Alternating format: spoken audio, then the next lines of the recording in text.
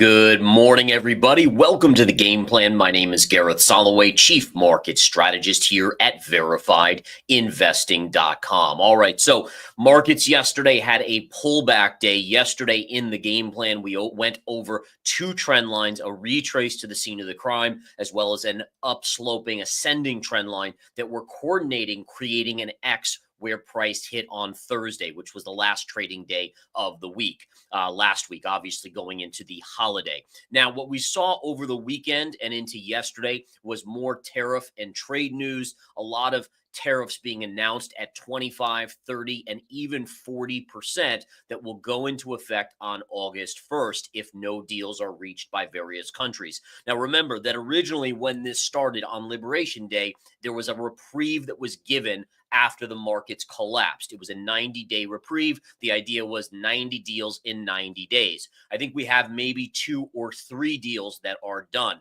So the idea that these deals are all going to get done by August 1st are probably pretty small, the chance of that. So we have to start to say, okay, does this then start to breed worry and defunding of the market, if you will, or taking profits out of the market? And obviously the charts will help guide us, but let's get into the charts right now as we go. So this is the S&P 500 here, guys. The S&P futures, again, this was yesterday. So we opened slightly down yesterday, had a consistent sell-off all the way. Notice the final flush. This is very, very common in markets where we see a big flush and then the selling is over for the day. And again, if you look at this, this was the biggest down move over 2 10-minute candles that we had during the day. And that, again, ended it. And we had a little bit of a snapback into the close.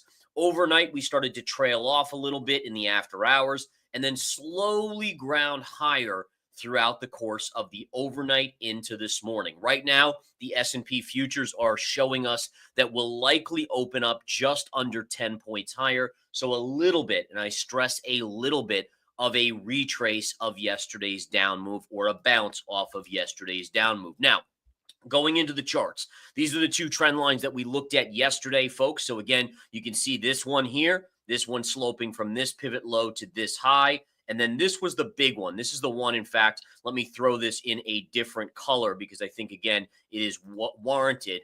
This was the retrace to the scene of the crime with the break and the retrace right into that X marks the spot and the pullback. And again, what I said yesterday is, listen, one day doesn't mean we're going to correct. What we have to watch for, we knew the level was there. We got to pull back off of that level.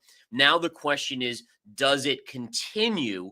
Or is it more like this one where we just go sideways, meaning essentially price gets away from those two trend lines? And then even if it's just sideways to slightly down, it has more room to run to the upside to get back to that upsloping retrace level. And again, we don't know yet. I mean, just being honest with you, even I don't know that. Now, do I think the markets have a valuation that is concerning? Yes, absolutely. There's no one out there with common sense that doesn't say that the valuation on the market is stretched, especially with the 10-year yield starting to go higher and higher and higher. And this is something that is really concerning.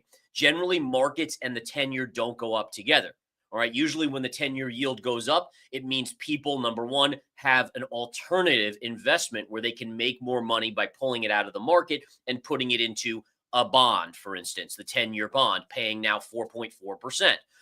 So it's very rare. Usually these things work opposite of each other. Yet lately, we've seen them working together. And that, again, is something that we have to monitor. So if we flip back to the charts here and we go to the 10-year yield, look at what has happened just since we broke. So here was a great trend line, and we talked about this over the last couple trading days in the game plan. You had the 10-year yield hitting this support, then this one here, all along this trend line. Beautiful trend line, by the way. It breaks down and then comes back up, kind of pauses, and then pushes yesterday through.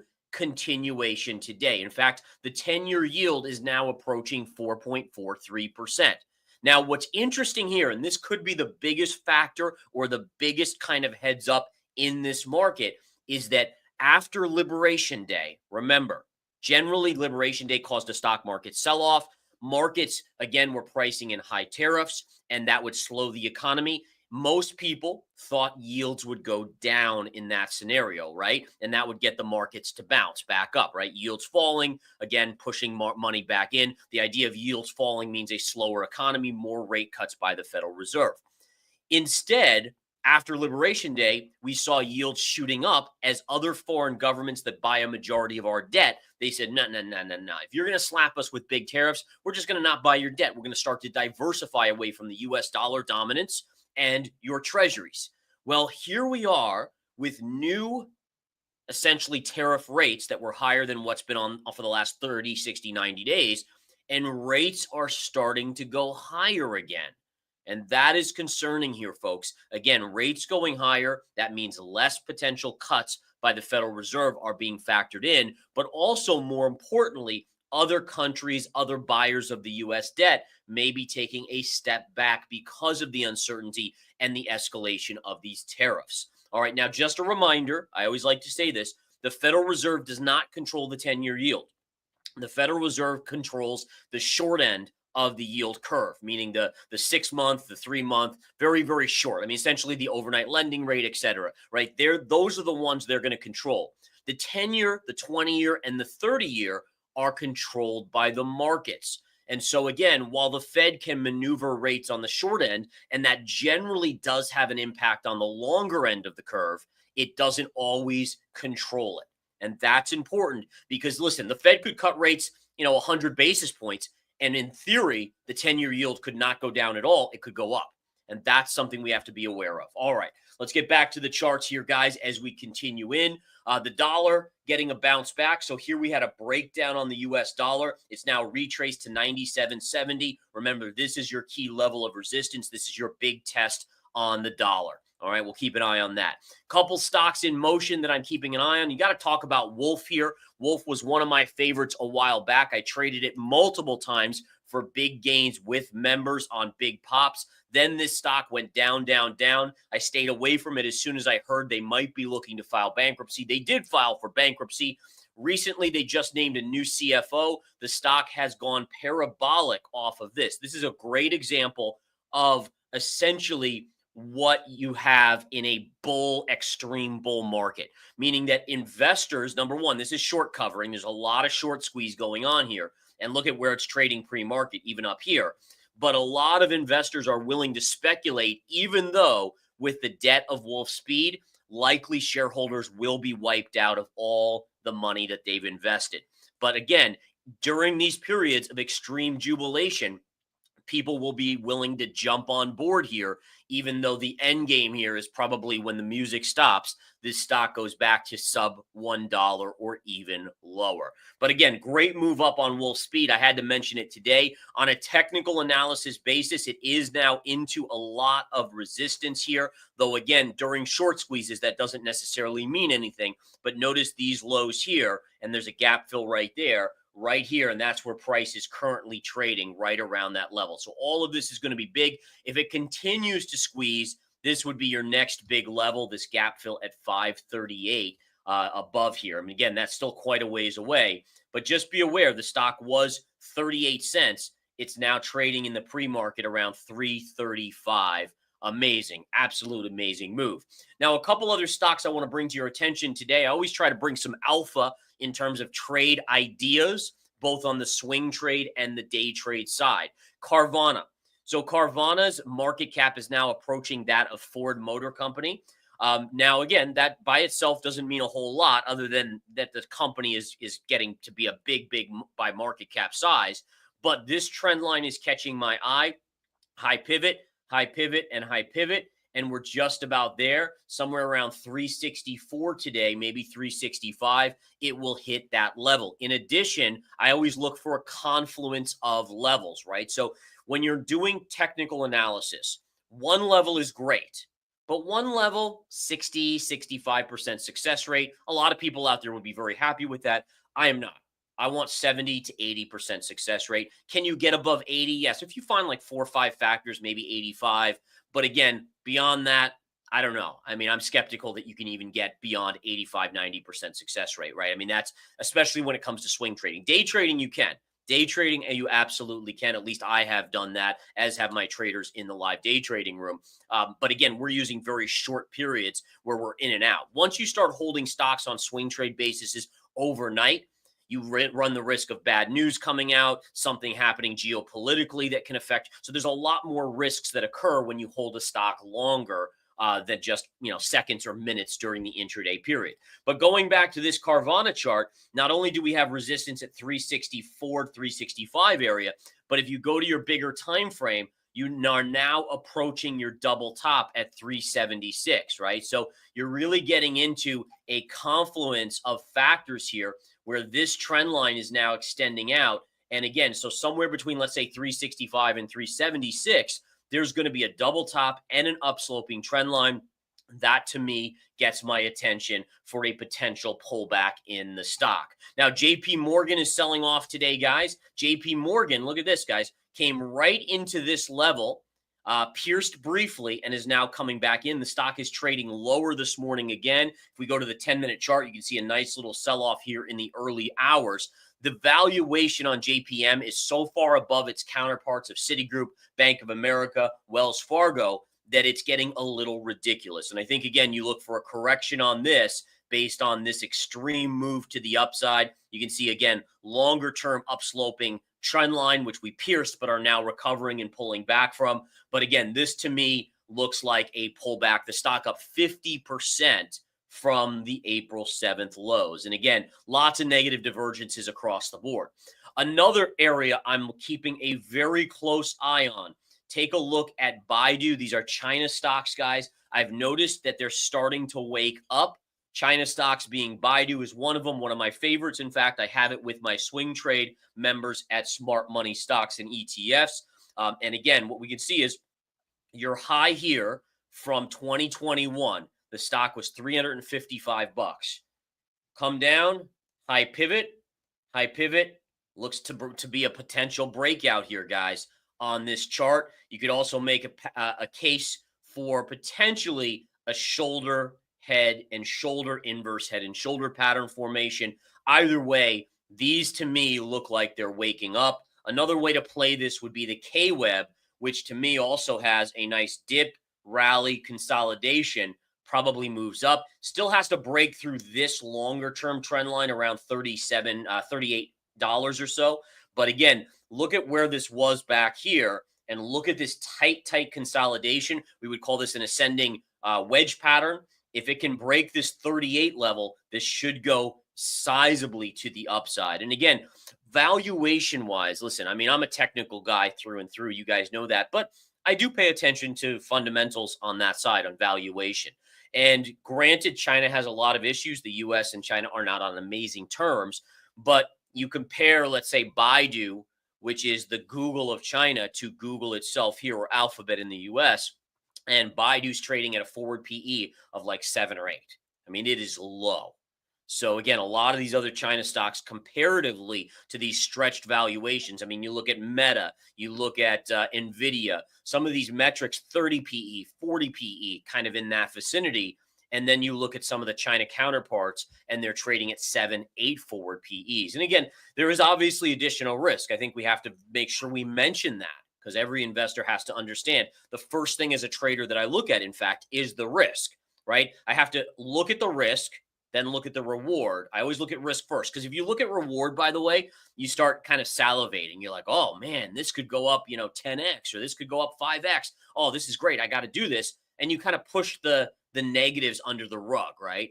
And you don't want to do that. So always look at the risks first. So you fully digest the risks, then you look at the reward. It's a common mistake that a lot of investors make. They look at the reward first and they get wrapped up in, oh, this could be, this is like a meme coin. It could go up 100x, 1000x. And then they're like, oh, well, screw it. I don't care about the risks. The reward is just so delicious, right? So anyways, just my 2 cents there on that factor. All right, let's go on to a couple others here, guys. Let's take a look at Bitcoin. If we look at Bitcoin, we can see, again, it is up a little bit today. Stock market's up today. Yesterday, stock market was down. Bitcoin was down. So you're still seeing it kind of trade along the risk asset side of things. However, I do think that this is a little bit of a bullish consolidation pattern. You can see the wide range green bar here, the follow through the next day into this line. And as long as you hover right on this, I would still give this a slight bullish bias, at least up to double top here, maybe even up to the 113, now 114 area. So again, just keeping an eye on that overall. Now, if it does fail and starts to break, first minor support will be 105, 105,000 that is, and then the bigger support will be 100,000 right here. A flat horizontal, an ascending trend line merging right there.